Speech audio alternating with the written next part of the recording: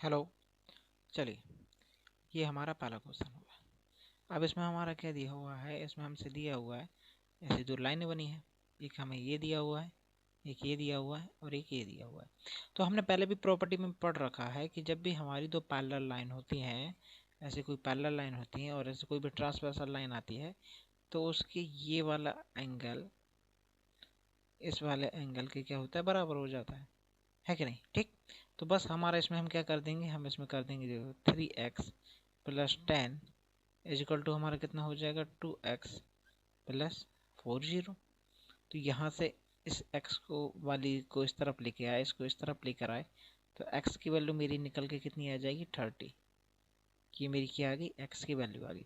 अब एक और प्रॉपर्टी होती है मेरी, क्या होती है, वर्टिकल एंगल वाली। यदि ऐसी कोई लाइन है तो ये जो आमने सामने के एंगल होते हैं ये भी मेरे इक्वल में होते हैं। तो यहाँ पे ये जो 4 बाय है ये इसके इक्वल में होगा। तो मैं कैसे लिख दूंगा, मैं लिख दूंगा 4 y equal to 3x plus 10। ठीक, तो यहाँ पे मैं x की वैल्यू मैंने 30 तो पहले ही निकाल ली है, तो मैं वहाँ पे क्या कर दूंगा, वैल्यू रख दूंगा 3 इंटू ये हो जाएगा इतना। इसको आगे जब मैं सॉल्व करूँगा तो मेरा कितना आएगा, ये 90 और ये हो जाएगा 10। तो y की वैल्यू मेरी निकल के कितनी आ जाएगी 100/4। इससे कट जाएगा, मतलब y की वैल्यू निकल के कितनी आ जाएगी 25। तो अब y की वैल्यू आ रही है 25, x की वैल्यू आ रही है 30। पूछा क्या है हमसे, इन दोनों का डिफरेंस पूछा है। तो x माइनस y पूछा है, तो 30 में से जब 25 जाएगा तो हमारा आंसर कितना हो जाएगा 5। तो 5 हमारा आंसर हो जाएगा। ये देखिए ऑप्शन में भी है, सही है। ठीक, अगले क्वेश्चन पे चलते हैं। अगला क्वेश्चन हमसे क्या कह रहा है, ये दिया हुआ है कि इन गिवन फिगर, एक फिगर दिया हुआ है, सॉरी एक गिवन फिगर CAB, मतलब ये यहाँ से ये, वाह गलत हो गया, ये जो CAB है हमारा, ये और ये हमारा कितना दिया है, ये हमारा दिया है 60। ठीक है, और ये हमारा कितना दिया है, ये हमारा दिया है 35। ABC ये हमारा 35 दिया है। हमसे क्या पूछा है, D, इसकी वैल्यू हमसे पूछी हुई है।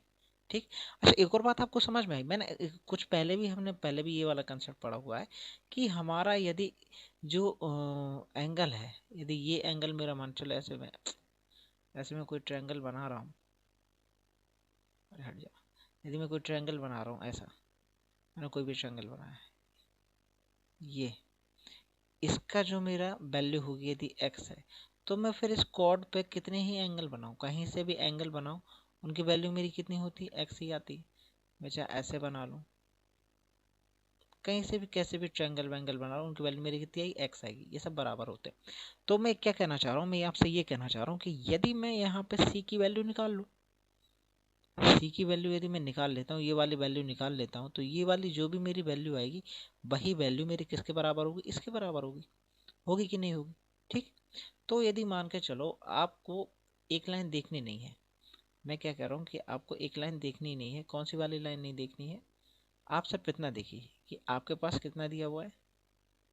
यहाँ से एक ऐसी लाइन बनी हुई है, यहाँ से एक ऐसी लाइन खींची हुई है और एक ऐसी। आप सिर्फ इतना देखिए कि आपके पास कितना है, ये A है, ये B है और ये C है। ये D वाला सेक्शन भूल जाइए।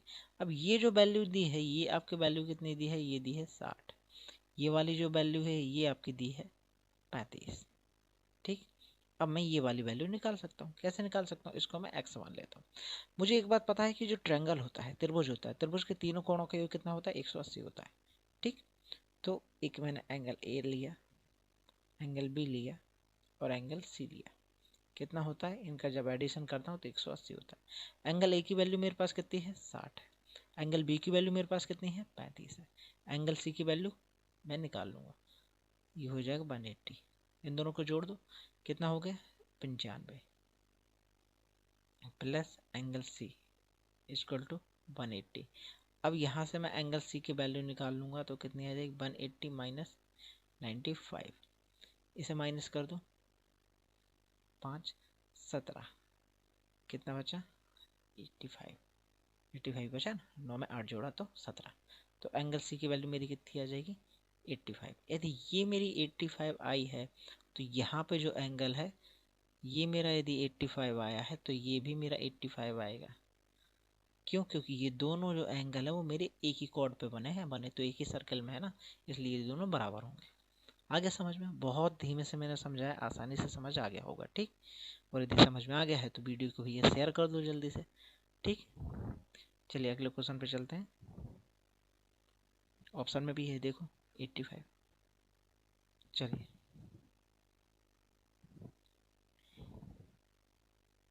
ये हमारा अगला क्वेश्चन होगा। इसमें क्या है, 3/4 का स्क्वायर दिया हुआ है। ठीक है, 3/4 का स्क्वायर फिर मल्टीप्लाई है। अब देखो इसमें क्या हो जाएगा, पावर का पावर में क्या हो जाता है, मल्टीप्लाई हो जाता है। ठीक, तो मैंने मल्टीप्लाई यहीं कर देता हूँ डायरेक्टली। तो मैं यहाँ पे लिखूंगा 1/3 की पावर 4, ये हो गया मल्टीप्लाई, ये इनटू है। अब जब भी किसी के भी ऊपर माइनस पावर लगी रहती है तो उसको मैं ऐसे लिख सकता हूँ 1/3। यहाँ पे भी -1 है तो इसको मैं कितना लिख सकता हूँ, 1/4 लिख सकता हूँ। ठीक, अब देखिए कुछ कट पिट रहा है तो काट पीट देते हैं, नहीं तो फिर ठीक है। अब यहाँ पे क्या है, यहाँ पे इसको मैं लिख सकता हूँ 3 की पावर 2, इसको मैं लिख सकता हूँ 4 की पावर 2, इसको मैं कितना लिखूंगा, ऐसे ही लिख सकता हूँ, इसको मैं लिख सकता हूँ 3 की पावर 4, यहाँ पे मैं इसको कितना लिख सकता हूँ 3 की पावर 1, कुछ भी नहीं है मतलब पावर 1 है, यहाँ पे 4 की पावर 1।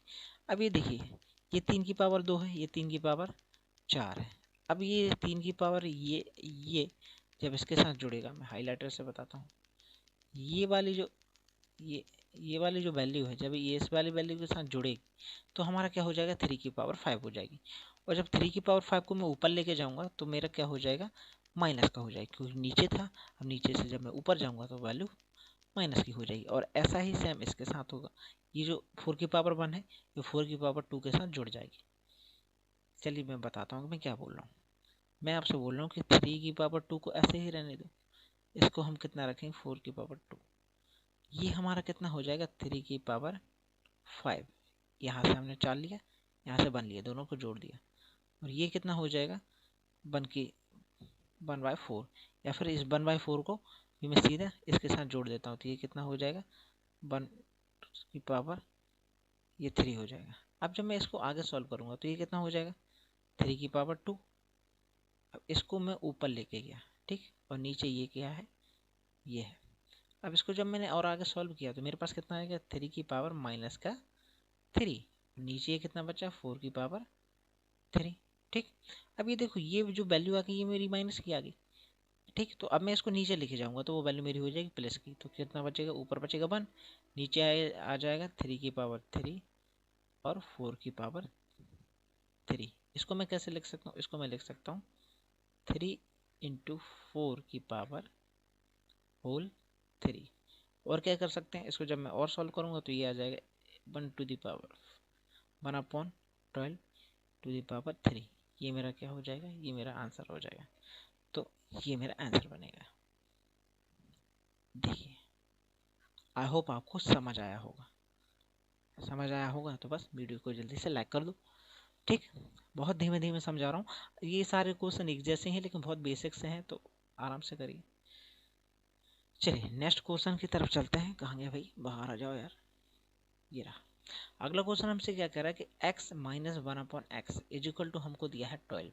तो हमको वैल्यू बताना है इसकी। ये माइनस था, यहाँ से वैल्यू प्लस आ गई। तो देखो कुछ मत करो, x - 1/x = 12 दिया हुआ है, देने दो।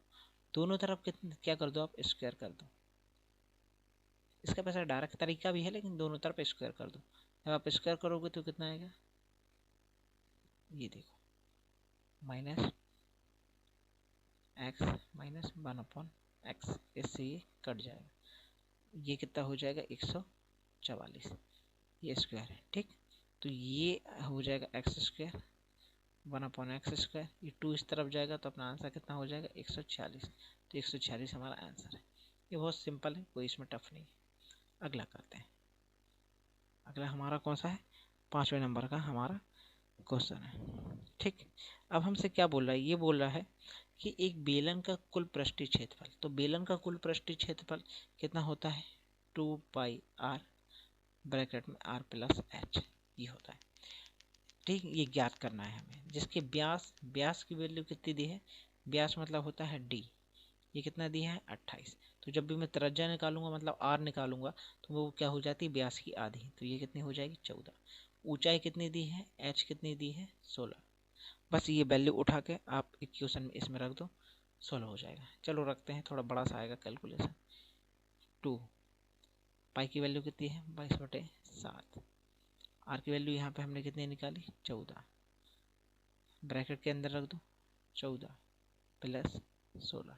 ठीक, सॉल्व करने के लिए मैं दूसरा पेन ले लेता हूँ। कौन सा, ये ठीक है। अब क्या करो, इससे इसको काट दो, कितनी बार गया 2 बार गया, अंदर इन दोनों को जोड़ दो, 14 4 20 और ये हो गया टोटल 30। तो मेरा बाहर कितना लिखा 2 इंटू 22, अंदर का कितना हो गया 30। देखो ये कितना हो गया 44 मल्टीप्लाई 30। सॉल्व करेंगे, 1 0 का 1 0, 4 12 4 12 और 1 13। कुछ मिस्टेक हो गई यार।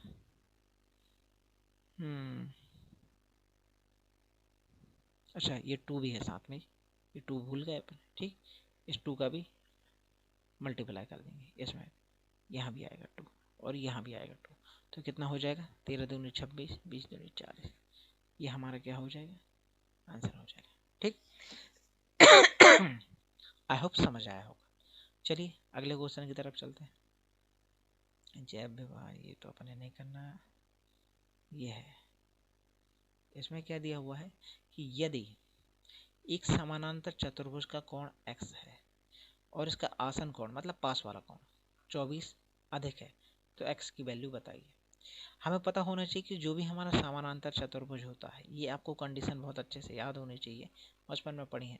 समानांतर चतुर्भुज के आसन कोणों का जो योग होता है वो कितना होता है, आसन कोणों का योग कितना होता है 180 होता है। बस ये प्रॉपर्टी यदि पता है तो काम बन जाएगा। अब ये बोल रहा है एक कोण x इसके आसन कोण से 24 अधिक है, तो हम एक कोण मान लेते हैं, क्या कुछ भी मान लो, क्या मान लो p मान लो, एक कोण हमारा p हो गया। ठीक, वो उसके आसन कोण से कितना है 24 अधिक है, तो ये हमारा कितना हो जाएगा p प्लस 24। समझ आया, ये मैंने एक कोई एंगल माना और ये जो वैल्यू मेरी निकल के आएगी ये आएगी मेरी x की वैल्यू निकल के। कैसे आई x की वैल्यू निकल के, दोबारा पढ़ो। एक चतुर्भुज का कोई कोण x इसके आसन कोण से 24 अधिक है, तो ये जो मैंने p माना हुआ है, जो p मेरा है, p मेरा एक्चुअल में क्या है, p मैंने कोई भी एंगल मान लिया है, p मैंने कुछ भी कोण मान लिया है, तो उसका जो आसन कोण होगा वो कितना होगा p प्लस 24 होगा।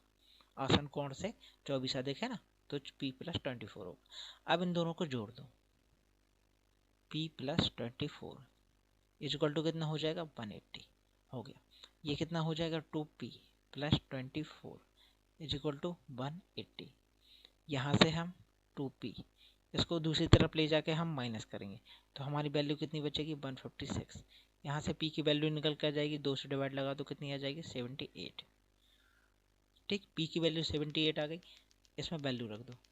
78 में जब हम जोड़ेंगे 24 तो हमारे पास कितना आ जाएगा 8 4 12, ये हो जाएगा 10 102। ये हमारी x की वैल्यू निकल के आ जाएगी, और ये हमारा आंसर है 102।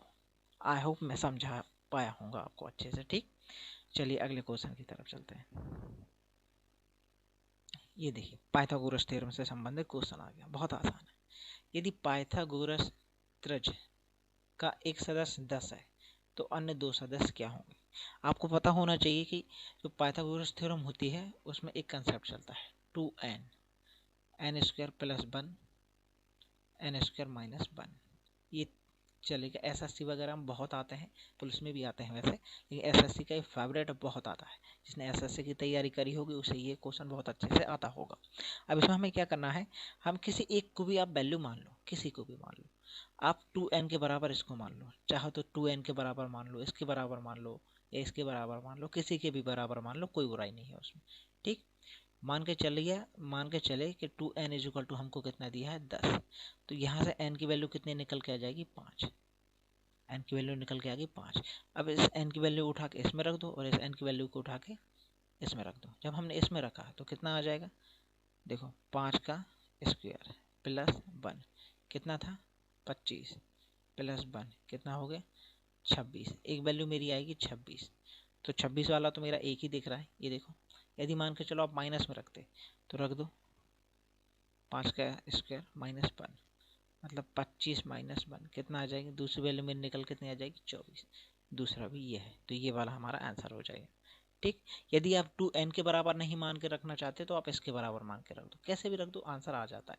जैसे देखो, यदि मान के चलो किसी ने वैल्यू ये मान के रखी होती कि उन्होंने रख दिया N square plus 1 is equal to कितना मान लिया 10, तो एन स्क्वायर ये कितना आ जाएगा 10 माइनस 1, तो एन स्क्वायर की वैल्यू कितनी हो जाएगी 9। यहाँ से जब मैं एन की वैल्यू निकालूंगा तो मेरी निकल के आ जाएगी 3। तो जब एन की वैल्यू 3 निकल के आ जाएगी तो फिर मुझे यहाँ पे वैल्यू रखनी पड़ेगी। ठीक, कितना हो जाएगा 3 दूनी 6, और फिर इसमें जब हम वैल्यू रखेंगे तो हमारी कितनी हो जाएगी 3 तिरका 9 माइनस 1 कितना हो जाएगा 8 और 6। अब जो भी हमारा आंसर होगा वो 6 और 8 का मल्टीपल होगा। तो 6 देखो कहाँ पे आ रहा है, कहीं से कट रहा है क्या, कोई सा नहीं कट रहा, सारे के सारे गलत हो जाएंगे। 6 चौको 24, ये वाला हमारा आंसर हो जाएगा। ठीक, ये हम मल्टीपल से करके भी कर सकते हैं, नहीं तो हमारा वैसे 2n के बराबर ही हमेशा रखो तो वो हमेशा सही रहेगा, तो उसमें कोई भी गलत नहीं होगा कभी। ठीक, चलिए अगले क्वेश्चन की तरफ चलते हैं।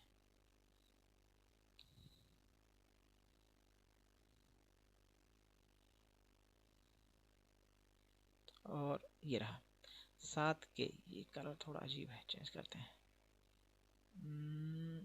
ये लेते हैं 7 के 3 क्रमागत गुणांकों का योग 840 है। तो 7 के 3 क्रमागत गुणांक मान लो, पहला कितना मान लिया 7x, दूसरा हमारा हो जाएगा 7x प्लस कितना हो जाएगा 7, तीसरा कितना हो जाएगा 7x प्लस हमारा हो जाएगा 14। आई होप आपको समझ आया होगा मैंने क्या किया है। ठीक, ये हमारे 3 गुणांक हो गए।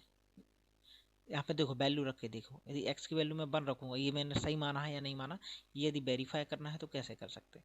7x की जगह यदि मैं 1 रखूंगा तो यहाँ पे कितना आएगा 7 एकम 7 बन जाए 7, x की जगह मैं यहाँ भी यदि 1 रखूंगा तो कितना हो जाएगा 14, यहाँ पे भी मैं 1 रखूंगा तो कितना हो जाएगा 21। देखो मैंने सही माने मतलब ये। ठीक, तो मैं अब इसको सही से लिख देता हूँ दोबारा, चलो इसको भी लिख देता हूँ। ये मैंने क्या मान लिया है, ये मैंने मान लिया है 7x प्लस 7। अब इनका जो एडिशन है वो 840 दिया है, मतलब इनको जोड़ दो, किसके बराबर आ जाएगा 840 के, तो जोड़ दो 7 14 21, तो ये वैल्यू आ जाएगी 21x के।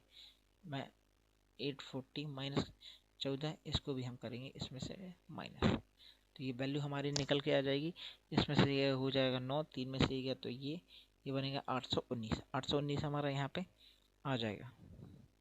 ठीक, तो यहाँ से जब मैं x की वैल्यू निकालूंगा तो 9 बार में चला जाएगा।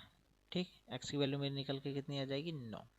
अब पूछा क्या है, सबसे छोटा गुणांक 9 का इसमें मल्टीप्लाई कर दो, सबसे छोटा गुणांक। एक्चुअली ये 9 बार नहीं जाएगा, रुको यार, ऐसे मैंने कुछ ज़्यादा शॉर्टकट कर दिया, रुको जरा, 9 बार में कैसे जा सकता है, इसको फिर अपन करके देखते हैं। डिवाइडेड बाय 21, डिवाइडेड बाय जब 21 अपन करेंगे तो ये कितनी बार जाएगा, 7 से काट दो, या फिर नीचे हो रहा है 9, 8 और 9 3 से चला जाएगा, 3 दूनी 6 कितना बचा 2, 3 7 21, 3 तिरका 9, नीचे हो जाएगा 3 से काटो, 3 7 21, 7 से काटो, 7 तिया 21, 7 चौको 28, 7 तिया 21 हो जाएगा। ये कितना बचा 7 9 63, 39 बार, सॉरी 9 बार नहीं जाएगा, 39 टाइम जाएगा। अब 39 को आपको 7 के साथ मल्टीप्लाई करवा दो तो हमारा आंसर आ जाएगा 9 7 63। 3 वाली सिर्फ एक ही वैल्यू है तो आप यही ऐसे यहाँ से लगा सकते हैं, पूरा करने की ज़रूरत ही नहीं। ठीक, अदरवाइज करेंगे तो 273 आ ही जाएगा। चलिए अगले क्वेश्चन की तरफ चलते हैं।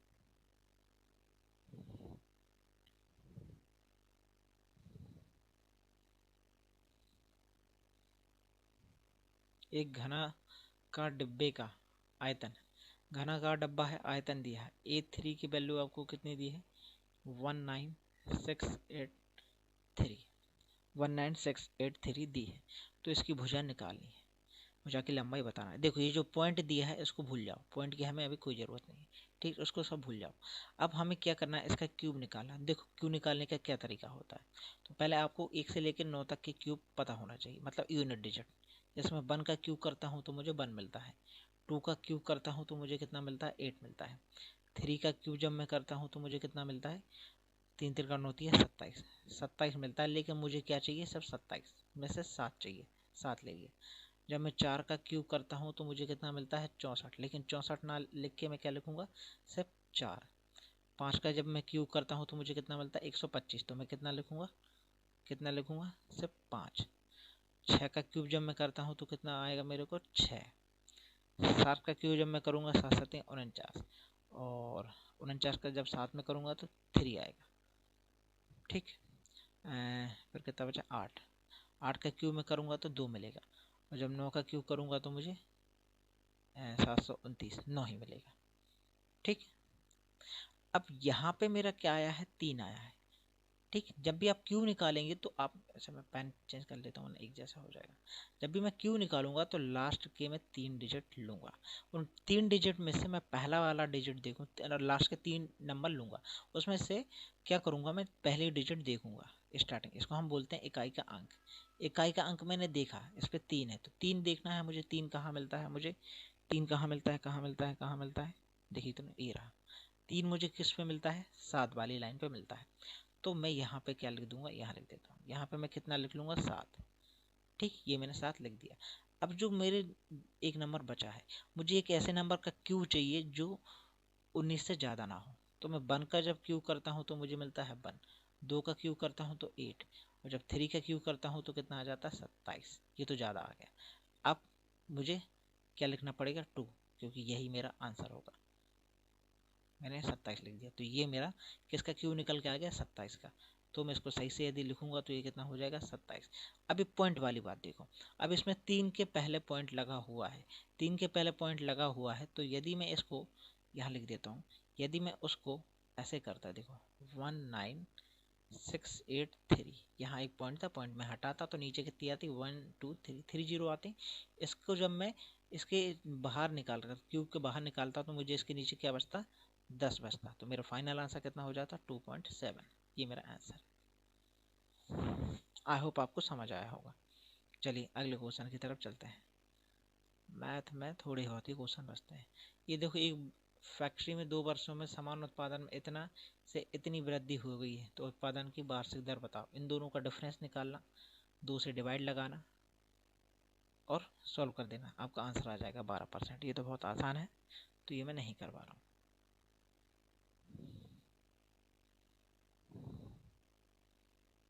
और हमारे क्वेश्चन आई थिंक हो गए हैं ख़त्म, ठीक है। ये हमारा लास्ट क्वेश्चन था। अच्छा एक ये बचा हुआ है, एक अंकित मूल पर, वैसे कैंसिल लिखा हुआ है तो मेरे हिसाब से करने का कोई मतलब नहीं है, छोड़ दो, गलत गलत होगा इसलिए कर दिया होगा। ये है 6, हिंदी में पढ़ते हैं, यदि यदि 6x+5 एक गुणनखंड है इसका, तो हमें एक ही वैल्यू निकालना है। तो देखो हमें क्या दिया है, हमें दिया है 6x+5, एक गुणनखंड दिया है, किसका दिया है, 6x² - 7x प्लस ए का। तो अब क्या करो, मैंने पहले भी बताया, जब भी इस टाइप की इक्वेशंस आती है उसमें क्या करो, इसको 0 के बराबर मान लो। ये भी हमारी 0 के बराबर ही है वैसे तो ना, 0 के बराबर मान लो। तो यहाँ पे वैल्यू कितनी आ जाएगी, -5/6। ये x की वैल्यू आ गई, तो x की वैल्यू उठा के यहाँ रख दो। जब मैं देखो माइनस है, माइनस में जब मैं स्क्वायर का मल्टीप्लाई करता हूँ तो क्या आ जाएगा, प्लस हो जाएगा। ये कितना हो जाएगा, 25 डिवाइडेड बाय 36, ये है 7 और माइनस एक, माइनस ये है, एक माइनस ये है, तो कितना हो जाएगा, ये हो जाएगा प्लस, ये हो जाएगा 5/6 और ये हो जाएगा a = 0। तो इससे इसको मैंने काटा 6 बार, तो फाइनल मुझे मिला 25/6 plus 7 × 35, 35/6 plus a is equal to 0। इनका एलसीएम लेके जब मैं सॉल्व करूंगा तो जोड़ दो, 5 और 5 10, और कितना हो जाएगा 60, 60/6 plus A is equal to 0। इससे एक कट गया, कितना बचा 10, तो ए की वैल्यू निकल के कितनी आ गई -10। ये देखो कितना आसान है। ठीक, ये हमारा आंसर आ गया। चलिए चलते हैं अगले क्वेश्चन की तरफ।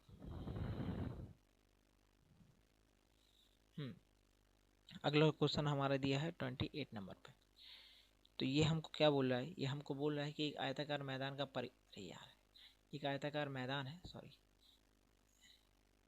एक हमारा आयताकार मैदान है। आयताकार मैदान का परिमाप कितना है 210 दिया। तो आयत का परिमाप क्या होता है 2l plus B is equal to कितना होता है 210 होता है। ठीक है, यदि इसकी चौड़ाई 40 है, मतलब बी की वैल्यू कितनी दी है 40, 2l प्लस ये दिया है 40, तो इसका क्षेत्रफल क्या होगा। क्षेत्रफल मतलब l इंटू बी पूछा हुआ है, तो ये आप निकाल लेना, कुछ भी नहीं है यार। 2 से इसको पहले काट दो, 2 से कितनी का 2 कम 2, 2 5 10, तो l की वैल्यू निकल के कितनी आ जाएगी, l की वैल्यू यहाँ से निकल के आ जाएगी 2 7 65, ये मेरी कितनी पड़ेगी, l की वैल्यू निकल के आ जाएगी 65। बस यहाँ पे वैल्यू रख दो, l की वैल्यू 65, b की वैल्यू 40, मल्टीप्लाई कर देना, आंसर हो जाएगा 35 65 7 26 260, ये आ जाएगा। ठीक, चलिए अगले क्वेश्चन पर चलते हैं। 29 नंबर का, ये हमारा क्या बोल रहा है कि वर्ग ए बी सी डी के विकर्ण ए सी और बी डी बिंदु ओ पर मिलते हैं। ठीक है, यदि ओ सी मेरा 16 है, ये मेरा ऐसा कुछ बना हुआ है, ये वर्ग है, ये ए बी सी डी है, ये ऐसा कुछ दिया हुआ है। ठीक, ये ओ पे मेरे मिल रहे हैं, ओ सी ये मेरा 16 दिया हुआ है। ठीक, तो क्या पूछा हुआ है, बी डी की वैल्यू बताओ, बी डी ये पूरी की वैल्यू मेरे को बताना है। तो देखो, ये यदि मेरी 16 है तो ये पूरी लाइन कितने की हो जाएगी, चलो मैं पेन का कलर चेंज करता हूँ, कौन सा रखता हूँ, ये करता हूँ। ये मेरी यदि 16 है तो ये बाकी की लाइन भी मेरी कितनी होगी 16, तो ये टोटल मिला के जब मैं बात करूँगा तो मेरी ए सी की वैल्यू कितनी निकल के आ जाएगी, ए सी की वैल्यू निकल के आ जाएगी मेरे पास 32। ठीक, अब जो हमारा वर्ग होता है, वर्ग में क्या होता है, विकर्ण होते हैं बराबर। जो वर्ग होता है, वर्ग में जो विकर्ण होते हैं, जो डायगोनल होते हैं, वो मेरे क्या होते हैं बराबर होते हैं। ठीक, क्या होते हैं बराबर होते हैं। तो यदि इसकी वैल्यू 32 है तो दूसरे वाले की भी वैल्यू कितनी होगी 32, तो ये मेरा आंसर कितना आ जाएगा 32। चलिए अगले क्वेश्चन पे चलते हैं। अगला क्वेश्चन है हमारा 30। एक आयत चित्र में, कौन सा चित्र भाई, नीचे है क्या, अच्छा नीचे चित्र बना, अरे यार छोटा करता हूँ उसे, 1 मिनट, शायद अब दिख जाएगा, अभी नहीं दिख रहा, हाँ दिख गया। चलिए ठीक, क्या है कि एक आयत चित्र में 45 छात्रों के प्राप्तांकों को दर्शाया गया है। ठीक है भैया, 45 छात्र बताए गए हैं। कितने छात्रों ने 50 से अधिक लेकिन 70 से कम अंक प्राप्त किए हैं। तो ये हमारे देखो क्या दिए हैं, मार्क्स। हमसे क्या पूछा है, 45 छात्र, मैं यहाँ लिख देता हूँ। टोटल स्टूडेंट कितना है 45 स्टूडेंट है। ओके, आपको 50 से ज़्यादा नंबर वाले चाहिए और 70 से कम वाले चाहिए, ऐसे स्टूडेंट आपको चाहिए। चलो अब मैं इसकी वैल्यू बढ़ा देता हूँ। मुझे ऐसे स्टूडेंट चाहिए जिसके नंबर 50 से ज़्यादा हो, 70 से कम हो। चलिए देखते हैं। तो 45 से ज़्यादा वाले हमारे कितने बंदे बच रहे हैं, ये हमारे मार्क्स दिए गए हैं, ये स्टूडेंटों की संख्या दी है। तो इसने कितने नंबर लेके आया, 10 नंबर लेके आया। ठीक, ये 10 वाला है, ये नंबर क्या है, ये 20 वाला है, मतलब इसके भी हमारे 20 नंबर है, ये 30 वाला है। ठीक, तो अब हमें बताना है कि क्या बताना है, 50 से ज़्यादा, तो 50 हमारा ये रहेगा। ठीक, तो 50 से ज़्यादा वाले कितने स्टूडेंट हैं, ये देखो ऊपर तक गई है, ऊपर तक हमारे कितने स्टूडेंट हैं 10। तो 50 से ज़्यादा वाले कितने हैं, 50 से जिसके ज़्यादा बने हैं वो कितने स्टूडेंट हैं 10 है। ठीक, और 70 से कम वाले चाहिए। अच्छा अभी यहाँ पे देखो ना, 50 से ज़्यादा तो 60 भी होता है, 70 से कम चाहिए, 10 यहाँ से और ये 60 वाले कितने हैं, 60 वाले ये कितने हैं, 60 वाले हैं मेरे 8। ठीक, तो ये हो गए टोटल कितने हो गए, 18 स्टूडेंट हो गए जिसके 50 से ज़्यादा हैं। अब 70 से कम वाले कितने, 70 से, हाँ ठीक है वो तो 18 ही रहेगा, तो मेरा आंसर ही 18 आ जाएगा। तो 70 से कम वाले भी यही हैं, ये 18 आंसर। आई होप आपको समझ आया होगा और ये हमारा लास्ट क्वेश्चन था। तो वीडियो आपको कैसी लगी मुझे कमेंट में ज़रूर बताएं, और यदि अच्छी लगे तो वीडियो को लाइक करें, शेयर करें, ताकि और भी स्टूडेंटों की हेल्प हो सके। तो मिलते हैं अगली वीडियो में। तो घर पे रहिए, स्वस्थ रहिए, पढ़ाई करते रहिए और कोशिश करिए और दुआ करिए कि शायद पेपर 8 जनवरी से हो जाए, जो कि मुझे उम्मीद लग रही है कि इस बार हो जाएगा। वैसे यूट्यूब पे काफ़ी कुछ चीज़ें डली हुई हैं कि पेपर नहीं होगा, पेपर नहीं होगा। पेपर हो या ना हो क्या अंतर पड़ता है, तैयारी अच्छी होनी चाहिए। ठीक, मिलते हैं नेक्स्ट वीडियो में, बाय बाय।